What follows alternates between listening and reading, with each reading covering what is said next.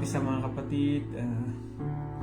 Pagpapala ng Diyos, ang kagalakan na nagmumula sa Panginoon ay sumainyo sana sa araw na ito at makapagpatuloy tayo sa paglilingkod mga kapatid.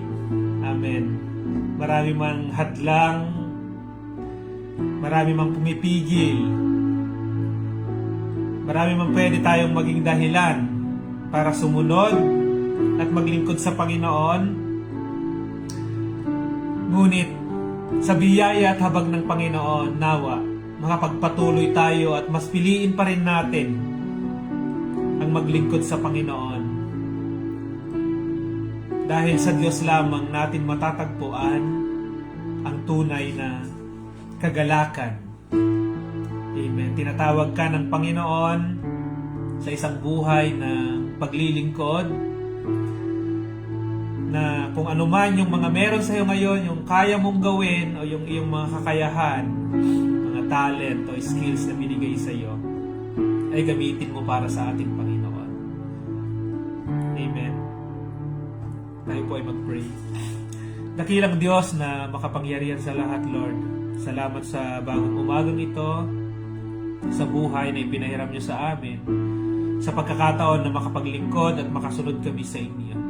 Sa biyaya at habag niyo lamang, Panginoon, dahil lamang sa inyo, Lord, kaya kami nakakakilos, nakakapaglingkod, at nagagamit yung meron kami, Panginoon, to serve you. Sa biyaya niyo lamang, Panginoon. Patawarin niyo kami, O God, sa panahon na kami ay nagdududa sa inyo kayang gawin. Sa panahon na nagkukulang kami, Panginoon, patawarin niyo po kami at turuan niyo kami kung paano talaga sumunod sa inyo ng totoo, tapat at may kasipagan. Purihin ka, Panginoon, in Jesus' name. Amen and amen. Awit muna tayo sa Panginoon.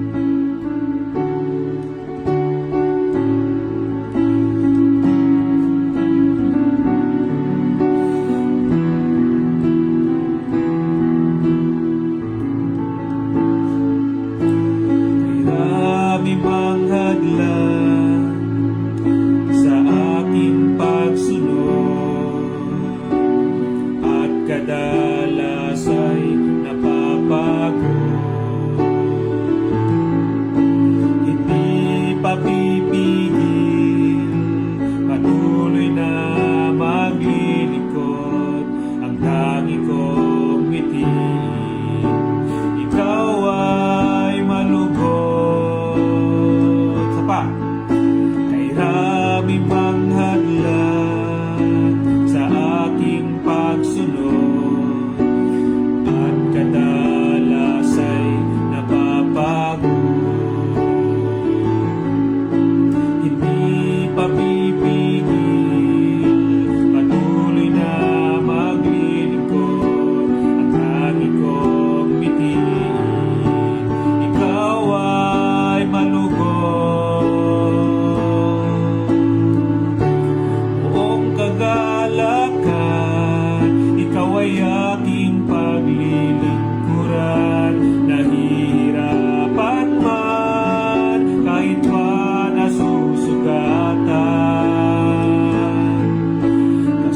kapanin mo, ikaw ang tunay na may-ari ng buhay na ito. Ano pang danasin ko, basta't ikaw, Jesus, ikaw ang gantimpala ko. Buong kagalakan, ikaw ay aking paglilingkuran. Nahihirapan man, kahit pa nasusugatan, kasangkapanin mo, ikaw ang tunay na may-ari ng buhay na ito. Ano mang danasin ko, basta't ikaw, Jesus,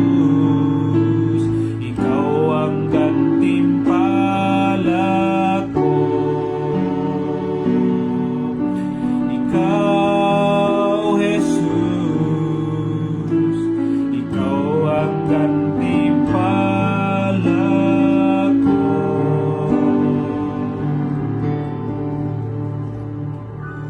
Amen. Ang Diyos ang ating gantimpala sa panahon na tayo ay nahihirapan at nabibigatan sa ating mga pasanin. Alalahanin natin na merong araw ng paglalagay sa ating mga ulo ng gantimpala, no? A crown, parangal. Merong araw na yan at masasabi natin on that day that everything what we have done in this world, yung paglilingkod natin ay worth it lahat yon.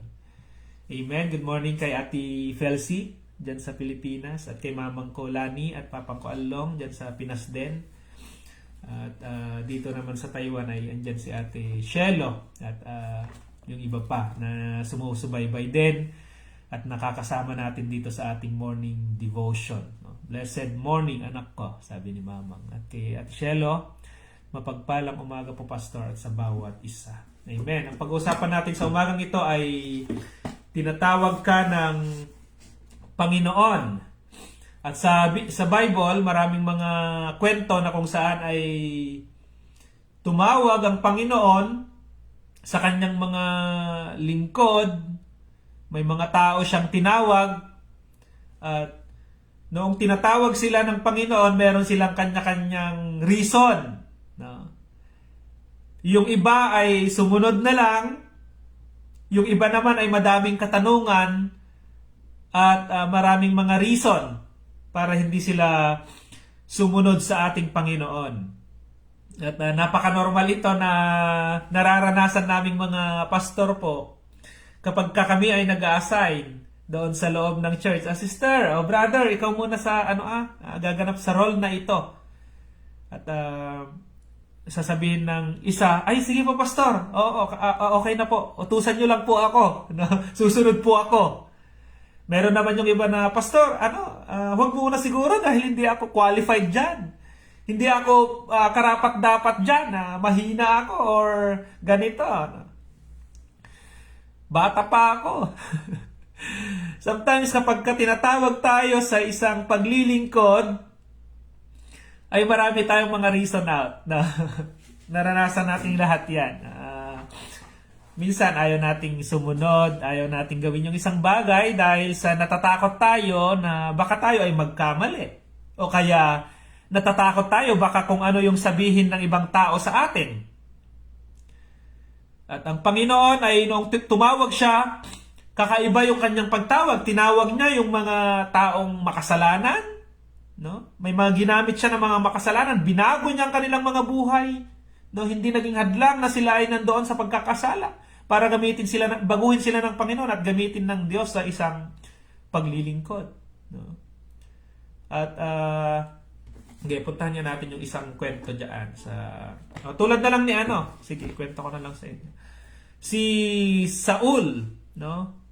Na kalaunan ay siya yung maraming na i-contribute dito sa New Testament, no, dito sa Bible. Sino ba si Saul? No, si Saul na kung saan ay nung naging Christian at binago yung kanyang pangalan, tinawag siyang Paul o kaya ay Pablo. Na nung panahon na yan ay ang ginagawa niya, inuusig niya yung mga Kristiyano. Kumbaga sa pelikula po ay kontrabida. Habang naglilingkod yung mga Christian, nag-worship na ganyan, nagtitipon sa mga bahay-bahay. Ito namang si Saul ay sobra naman yung kanyang pagsusumikap para usigin, para pagpapatayin, no? Para ipakulong, para parusahan yung mga nagtitipon na mga Kristiyano. Dahil yung kanyang paniniwala ay iba. Akala niya ay nilalapastangan nila ang Diyos. No? Kaya sige, one time nabalitaan niya na siguro sa paligid niya ubos na yung mga Kristiyano. Wala na mga Kristiyano doon na nababalitaan niya na nagtitipon. Andun na sila sa Damasco, no? Sa Damascus. Kaya humingi siya ng pahintulot na kung saan ay sa mga namumuno noon, bigyan nyo nga ako ng karapatan. Bigyan nyo nga po ako ng sulat, ng pahintulot na puntahan ko yung mga Kristiyano sa Damascus. Para usigin, para ipakulong, para patayin. No? At on his way, papunta siya doon sa Damascus, nakasakay siya ng, kung ano man yung sinasakyan niya dyan, no? On his way to Damascus ay bigla siyang nakakita, tinawag na siya ng Panginoon doon. Yun yung encounter niya sa Panginoon. Sabi ng Panginoon, Saulo, Saulo, bakit mo ako inuusig? Ang sagot niya dyan Panginoon, sino po kayo? Hindi niya kilala ang Diyos. Hindi niya kilala. At nagpakilalang Panginoon, ako ang Diyos. No? Ako ang iyong inuusig. Nabanggit dyan na kapag ka inuusig o kaya ginagawa ng hindi maganda, inaapi, pinapahirapan, pinaparatangan ng mali ang mga Kristiyano, ang mga anak ng Diyos, ang kinakalaban nila ay ang Diyos. Kaya si Saulo dyan, ang kanyang kinakalaban yung mga Kristiyano, yung mga lingkod ng Diyos, pero ang totoo ay ang Diyos mismo ang kanyang kinakalaban. Kaya ang ginawa ng Panginoon ay napakita siya dito kay Saul, kay Saul, no? At yun na yung encounter. Tinawag na siya ng Panginoon at on that time, 3 days, 3 nights hindi kumain, no? Hindi natulog, hindi nakakita si Saul, no? Binigyan ng Diyos si Saul ng panahon para magmuni-muni. Yan, sino yung ganyan dyan? Para mag-isip. Para makarealize na yung kanyang mga pinaggagawa. Mali pala yun. Ang dapat niya palang gawin ay ito. Tinawag ng Diyos si Saul sa panahon na siya ay nagkakasala. No? Pinapatay niya, pinahirapan niya yung mga Kristiyano. Minsan, ang reason natin Pastor, saka na po ako maglingkod kapag hindi na po ako nagkakasala. Kapag Pastor, ako po kasi ay makasalanan, kaya hindi ako pwedeng maglingkod. Kita nyo tong buhay ni Saul. Nung panahon na nagkakasala siya, doon naman siya tinawag ng Panginoon. Pero kapag tinawag ka ng Panginoon, for sure yan, babaguhin ka ng Diyos if you are willing enough to be used by God and to be changed by God. Ang Diyos na ang huhubog sa'yo, ang Diyos na ang magdi-disciple sa'yo, no? Siyempre, sa panahon natin ngayon ay gagamit siya ng mga pastor, gagamit siya ng mga lingkod ng Diyos para sa ganun ay mahubog tayo at maihanda tayo doon sa paglilingkod na gagampanan natin sa church. No? Ang tawag ng iba dyan ay discipleship, yung iba naman ay cell grouping. O, yun din yun, discipleship din. Ano? Yung iba naman ay tawag nila Bible study. No, bakit? Meron lahat yun para maihanda tayo sa paglilingkod. 3 days, 3 nights, hindi kumain. Si Saulo, at kinalaunan nga ay nagpabautismo siya, nagsimula na siyang maglingkod sa Panginoon, hindi naging madali yung kanyang journey, maraming mga struggles, maraming mga question ng mga kapatid. Talaga ba? Siya ba ay binago na ng Diyos at gagamitin ng Diyos? Nahirapan din siya na makisama doon sa mga Kristiyano dahil nga dati ay inuusig niya sila pero ngayon ay kasama na silang maglilingkod. Ito matindi, kasama na siya ngayon na uusigin. Hindi madali yung kanyang journey na kakaharapin pero tama yung kanyang journey ngayon. Amen? Ano pong gusto nyo? Mali yung tinatahak ninyo na journey pero madali? Or yung nahihirapan kayo pero tama? No? May journey na madali, pero ang ending nun ay kapahamakan. Alam ba, parang daan yan. Yung daan na straight, no? Illustration lang daan na straight, din yan. Pero ang ending nun ay bangin. Mahuhulog kayo at mapapahamak kayo. Or yung daan na may liko-liko siya, may pataas, may pababa siya, pero ang ending nun ay magandang lugar.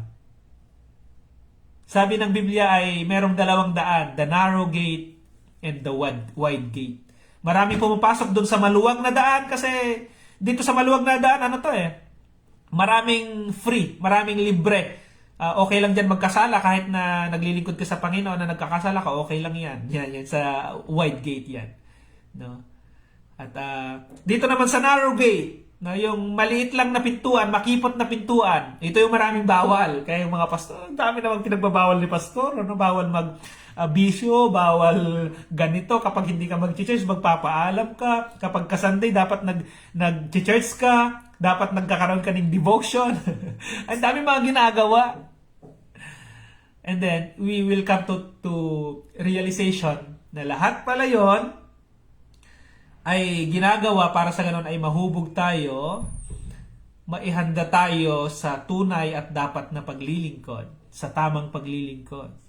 Kasi ang pinaglilingkuran natin ay ang Diyos na tapat, ang Diyos na makapangyarihan, ang Diyos na kataas-taasan. Kaya yung paglilingkod natin ay dapat tama. Amen? Kaya wag na kayong magalit sa inyong mga pastor kapag nire-remind kayo na ito ang dapat ninyong gawin, mag-devotion po kayo, magbasa kayo ng Biblia. No? Kapag ina-assign kayo ng pastor ay mas piliin nyo pang sumunod. Kasi hindi naman kayo i-assign ng pastor dyan na hindi kayo kaya at hindi para sa inyo yan. No?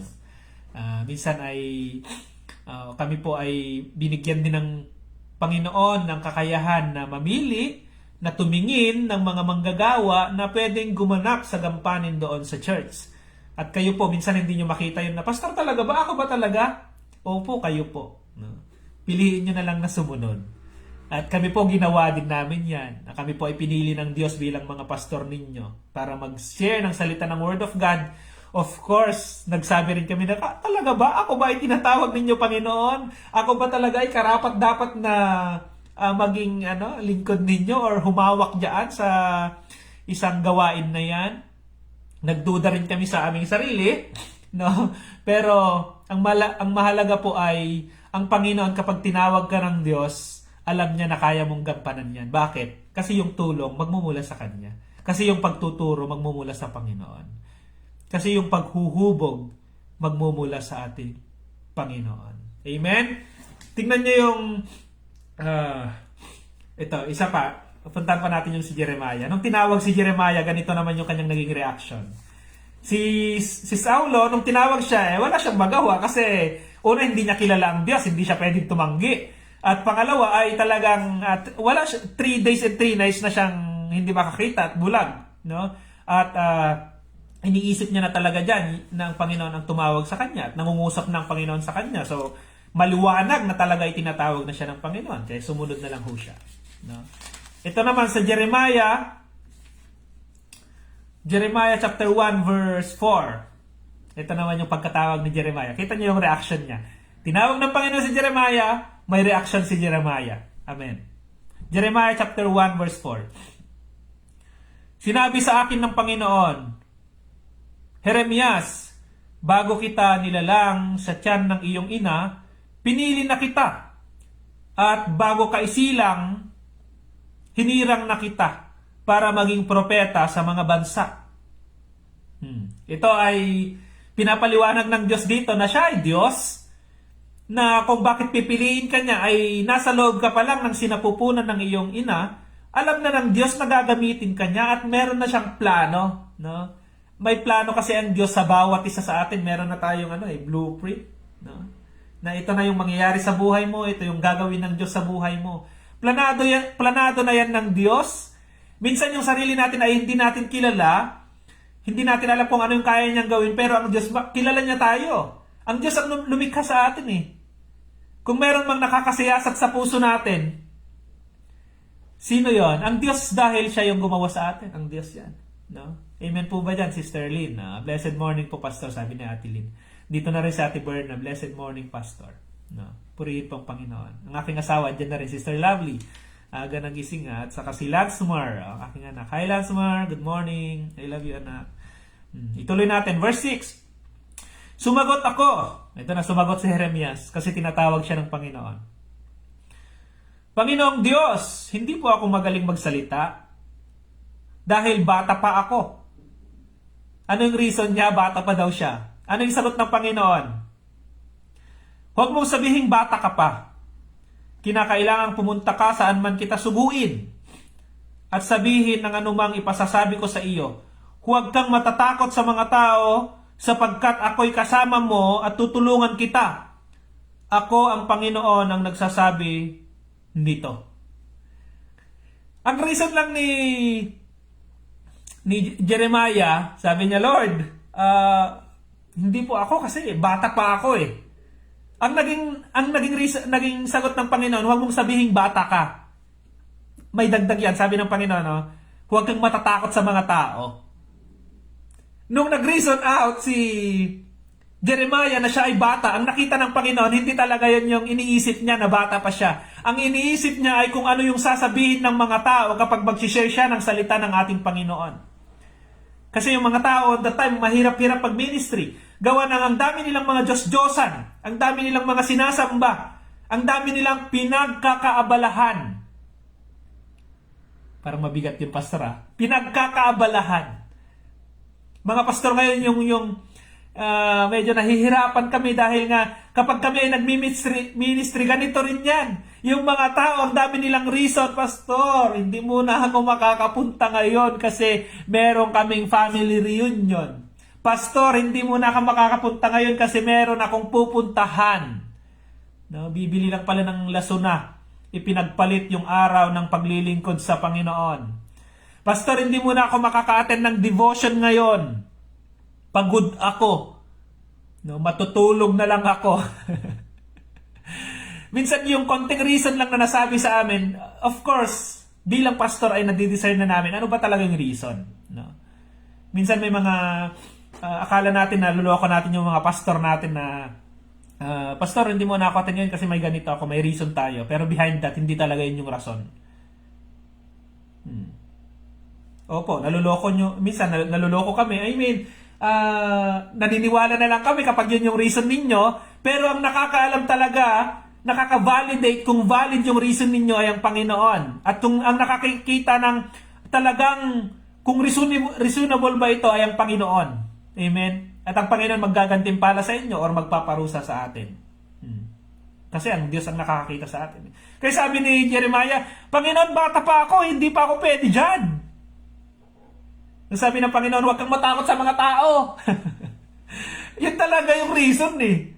Natatakot siya sa anong sasabihin ng tao eh. Kapag inasign ka ng Panginoon na song leader, hindi naman talaga yung pangit yung boses mo eh. Pastor, ano po, pangit po yung boses ko, hindi masyado maganda. No? Eh bakit kaya ka nga ina-assign ni Pastor? Kasi nga narinig niya yung boses mo na talagang pwedeng gamitin sa pagpupuri sa Panginoon. Amen po ba? Kaya ang reason natin, Pastor, wag muna ako, hindi ako ano dyan eh. No? Pero talaga ang reason dyan ay natatakot tayo sa kung anong pwedeng sabihin ng mga tao. Pero ang Panginoon, iba. No? Sabi niya, wag mong tingnan yung anong sasabihin ng tao, kung ano yung, ang tingnan mo kung ano yung pwede mong ma-offer sa paglilingkod sa Panginoon. Amen po ba? So, mamaya pag-uusapan natin yan. Sana maano natin yan. Kakayanin ng oras. Ito muna tayo sa ano. So, tuloy ko yon, maganda yan. Anong sabi pa ng Panginoon dyan? Pagkatapos, huwag kang matatakot sa mga tao sapagkat ako'y kasama mo. Number 1, kasama mo ang Diyos. Number 2, tutulungan kita. No? Number 3, ako ang Panginoon ang nagsasabi nito. Yan na yung mga paninindigan natin. Bakit tayo maglilingkod sa Panginoon? Tutulungan tayo ng Panginoon, kasama tayo ng Panginoon, at ang Panginoon ay Panginoon. Period. Ang Diyos ay kayang-kaya niyang gawin lahat. No? Yung tubig niya, He turned into water. Yung water nga, na-turn niya into blood. No? Ikaw nga, mula ka sa alabok, ginawa ka niyang pogi. Amen? Ginawa ka niyang maganda. Amen? Yung yung babae, kayo po, karamihan dito babae, out of yung bone yung ribs, ginawa ka niya doon. Mula sa wala, nagkaroon. Mula sa buto, nagkaroon. No? Yun ang kayang gawin ng Diyos. Ang Diyos nilikha niya ang lahat ng bagay. Amen po ba? At ito, tinawag niya si Jeremiah. At ano pa yung kanyang sinabi dyan? Verse 9. Pagkatapos hinipon ng Panginoon ang mga labi ko at sinabi, ibibigay ko sa iyo ngayon ang aking mga salitang sasabihin mo. At sa araw na ito, bibigyan kita ng kapangyarihang magsalita sa mga bansa at mga karyaan. Sasabihin mo sa Ayan. Sabihin mo na babagsak ang iba sa kanila at mawawasak at ang iba naman ay muling babangon at magiging matatag. So yung pagkatawag ni Jeremiah, hindi lang siya pagtawag na, anak, halika, halika dito. Merong talagang ipapagawa ang Diyos sa atin. Amen? Every one of us, merong mission. O yan si Ate Lynn. Ate Lynn, bakit ka nag-abroad? Marahil ay para sa pamilya. Amen? Yun yung mission mo bilang isang nanay. Na kailangan mong magsakripisyo, magtiis, no? Isaalang-alang yung sarili mong kasiyahan. Kasi sabi nila minsan, nasa abroad daw ang pera, pero nasa Pilipinas ang saya. Yeah. Kaya ang bawat, 3 years na ako sa Taiwan rin. Wala pang bakasyon. Loobin ng Panginoon. Si Ate Berna, ano yung reason bakit ka nag-i-exist sa mundong ito? Alagaan yung mga anak, marahil, no? Bilang mga nanay, yun yung number 1 na tawag ninyo eh. Alagaan at mahalin ang inyong mga anak. Kami naman, ang tawag namin mga asawang lalaki, alagaan at mahalin yung nanay. Amen po ba dyan? Yung mga anak, anong tawag natin? No? Alagaan at mahalin din yung ating mga magulang. Yung tayong mga magulang naman, no? Palakihin ng maayos, wasto, at sa tamang paglaki ang ating mga anak. So tinatawag tayo ng Panginoon para isa-isang misyon. Ang mga pastor naman, ano ang tawag ninyo? Natin pala, no? Mag-share ng salita ng Panginoon. Lawakan yung pag-unawa sa mga kapatid. Nang daming mga reason minsan na hindi makadalo sa gawain. Ang mga pastor ay hindi nag-exist para mag-judge ng ibang tao. Sister, mali ka, tama ka. Hindi. Ang mga pastor ang trabaho namin is to share the word of God. Kaya ako po ay mahilig na mag-chat sa inyo. No? Minsan nagchat-chat ako sa mga kapatid. Nire-remind ko kayo. Popost sa Facebook, no? Para ma-remind tayo. Yun yung mission ng isang pastor eh. Kailangan nating tayuan kung saan tayo tinawag ng Panginoon. Amen po ba? Si Ate Shelo, yan, tambourine dancer yan. Marahil yun naman yung tawag niya, binigyan siya ng Panginoon. Nung high school yan ay nakakasayaw siya sa mga school. Gayon rin po siguro, no? Mga competition siguro, Ate Shelo.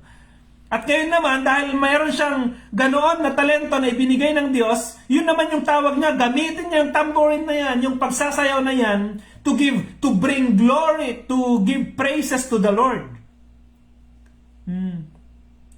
Si Mamang Lani naman, nung kasama ko yan sa Pilipinas sa church, ang napansin ko na talent siya, tumingin siya sa mga yung wala doon sa church. Ba't kaya hindi naka-attend si ganito? No? Ako naman noon, bilang pastor, hindi ko mapansin. Wala kasi. Tapos pag sinasabi ni Mamang na, hindi nakadalo si ganito No? Nililista ko yan at pinapasyalan ko yan. May bike ako nun. Sige, early in the morning yan. Papasyalan ko yan, makikikape ako, sister. Kukumustahin ko lang yan. At sila mismo magsasabi, pastor, hindi po ako nakapunta nung Sunday kasi po ganito, ganyan. No? May mga kanya-kanya tayong kakayahan na ibinigay ng Panginoon na hindi natin pwedeng itago lang yan, kundi gamitin natin sa Panginoon. Ano yung pwede natin gawin? Ano yung pagkatawag natin para sa ganun ay makapaglingkod sa Panginoon? Mga kapatid, ang mundong ito ay pansamantala lamang. Tayo ay naglalakbay lang sa mundong ito. Meron talaga tayong destination. At yun yung lugar na kung saan naroon ang Panginoon. Sige, mag-last verse na tayo. Bukas natin ituloy itong ang pagkatawag. Kasi nasa Matthew part 20 po tayo eh. Ang pag-aaralan natin ay yung pagkatawag ng mga unang disciple ng Panginoon. Pero binibuild ko lang kayo na kung saan ay tayo rin ay tinawag ng Panginoon. No? Punta tayo sa wait lang, tingnan ko lang yung aking lista.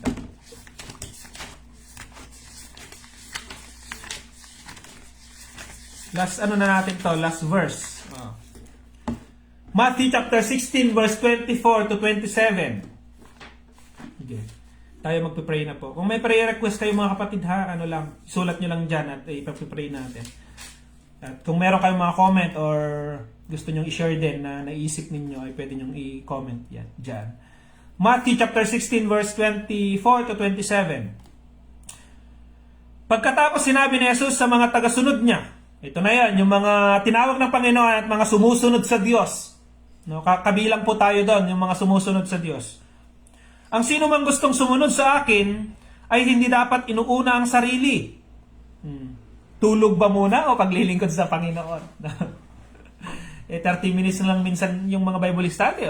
Sige, sabihin na natin 1 hour. Pagkatapos sinabi ni Jesus sa mga tagasunod niya, ang sino man gustong sumunod sa akin, ay hindi dapat inuuna ang sarili. At dapat handa siyang humarap kahit sa kamatayan, alang-alang sa pagsunod niya sa akin. Sapagkat ang taong naghahangad na maligtas ng kanyang buhay ay mawawalan nito. Ngunit ang nagnanais na mag-alay ng kanyang buhay ay magkakaroon nito. Ano ba ang mapapala ng tao? Kung mapasakan niya man ang lahat ng bagay sa mundo, pero mapahamak naman ang kanyang buhay. May maibabayad ba siya para mabawi ang kanyang buhay? Sapagkat ako na anak ng tao ay darating kasama ang mga anghel at taglay ang kapangyarihan ng Ama. Sa araw na iyon, gagantimpalahan ko ang bawat isa ayon sa kanyang mga gawa. Amen! A day of rewarding. Kung baga sa mga nag-aaral, yan, graduation day. Yan na, pagkatapos ng mahaba-habang pag-aaral, no? Diba, sa college, darating yung graduation day at alam nyo kung gaano kasaya yung graduation day. No? Hindi lang yung mga anak ang masasaya dyan. Mas masaya yung mga magulang. Yung graduation day, sa wakas, graduate na. No? At kapag aakyat naman na, first honor, sa panahon natin, first honor goes to, i-award na sa'yo. No? Best in mathematics, award na sa'yo. Best in English, award sa'yo. Sasabihin naman ng Panginoon, on that day, good job, job well done, my good and faithful servant. Tanggapin mo ang iyong gantimpala, a day of rewarding. Kung ano yung ginawa mo nung nabubuhay ka pa sa mundong ito, yon ang ibibigay sa iyo ng Panginoon. Ibibase doon kung ano yung gantimpala na ibibigay sa iyo ng Panginoon. Pero for sure, meron na tayong agad-agad na makukuha. Ano yon? Ang buhay na walang hanggan.